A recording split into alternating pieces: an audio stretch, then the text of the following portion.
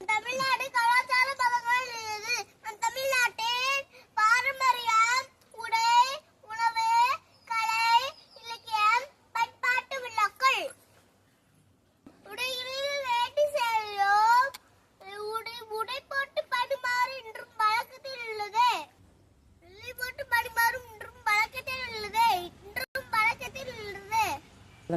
கலைகளில் பரதநாட்டியம், ஆங்கிலம், புவனம்,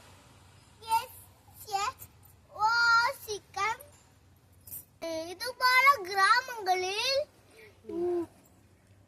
சிலம்பாட்டம், மயிலாட்டம், குயிலாட்டம், கரகம் உள்ளது.